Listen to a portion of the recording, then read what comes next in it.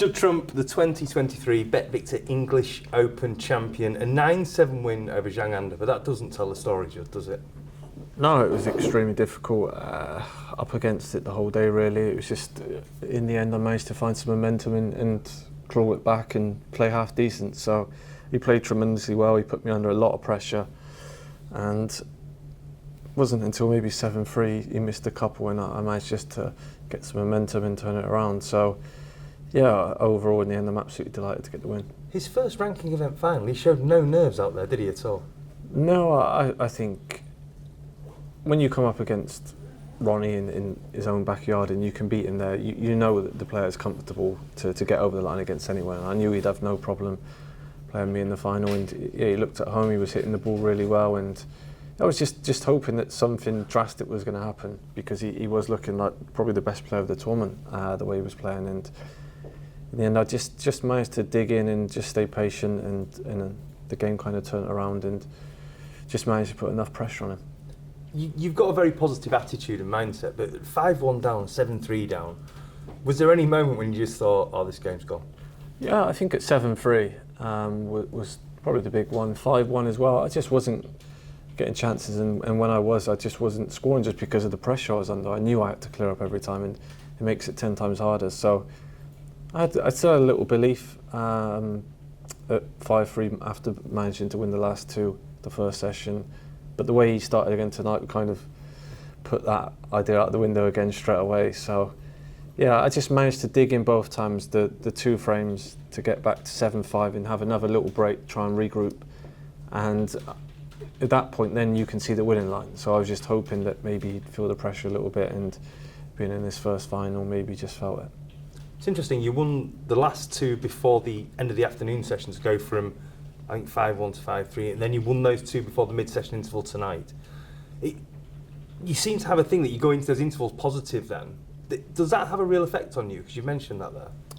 Yeah, I mean, it's a complete, if you draw the session 2-2, you want to be winning the last two frames. It's a different mindset, because you feel like you've lost when you won the first two, and you've kind of got two free bites at the cherry to get a 3-1 advantage at least. And when you don't do that, you do kind of feel a bit deflated. So I know that it kind of knocks you when that happens against you. And for me, if I'm 6-2 down or 8-4 down, it's game over pretty much, barring a miracle. So I know how important it is to kind of nick those last two before the interval. And just keep on his coattails, I suppose.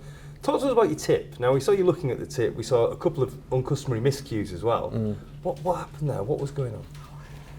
Yeah, from the start of the event, the tip was very flat and not a lot of life left in it. It wasn't very reactive, and I think after a couple of rounds I got Matt Selt to shape it for me, and he took just a little bit too much off of it, and it kind of, the chalk wasn't taken to it, and it kind of just miscuing a lot more than usual. And yeah, it was very frustrating, because I lost two of the frames in the first session because of it.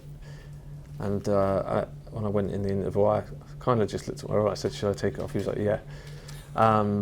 So we took it off. We got Paul Collier and put on a great tip for me, and I stayed here from 4 o'clock till 7 o'clock in the venue just practicing with the new tip. So yeah, I've been here a long time. I've been here 10 and a half hours today. Not been back to the hotel, not been nothing. So it's a long stint, but you just kind of, stuff like that, you feel rewarded. I put the work in, and I could have easily come back and just kind of said it wasn't my day, or gone back and played with the tip for half an hour before, but I chose to stay here and put the work in, and feel like I got the rewards in the end. Have you ever done that before? Have you ever had to change a tip mid-match? No, I've never had to change a tip mid-match, I don't think, and I've never stayed after the first session of the final and stayed it till the second session either.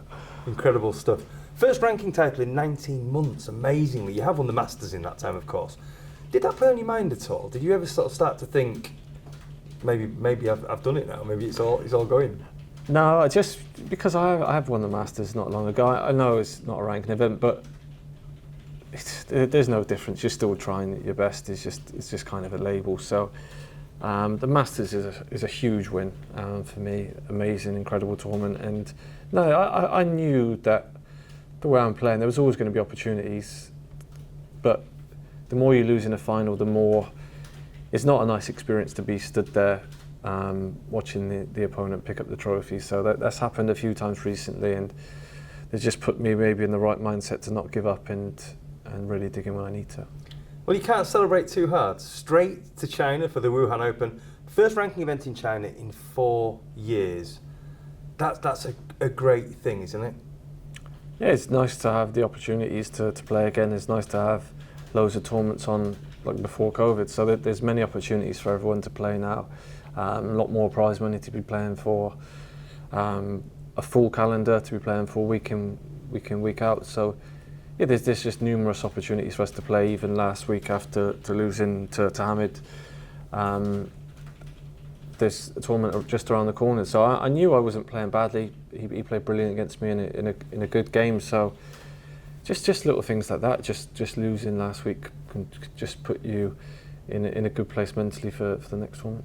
And the final one before I let you go. You mentioned the crowd yesterday here in Brentwood. The crowd today were right behind you, and they've been phenomenal. That must have given you a real boost. Yeah, they've been from the get-go. Really, the crowds have been brilliant all week. So we've been playing in front of some packed crowds from the very first round. Normally it kind of quiets down in midweek, but there were still brilliant crowds in. So it's always nice to play in front of a full house, and the atmosphere in the semi-final and final was incredible. You kind of, for me, I need that. There was 5-4 in the semi-final. The crowd really stepped up a notch, and I think even when I'm just backstage and you're out there kind of riling up the crowd, just to get involved, it's nice to hear that kind of warmth, and the louder they are, the more you want to play well. So for me, it's just sort of a perfect opportunity. Everyone in London, Essex are a bit louder than maybe the rest of the country, so it's a perfect place to play. Fantastic. Well, congratulations, Judd. Well done. Cheers. Thank you.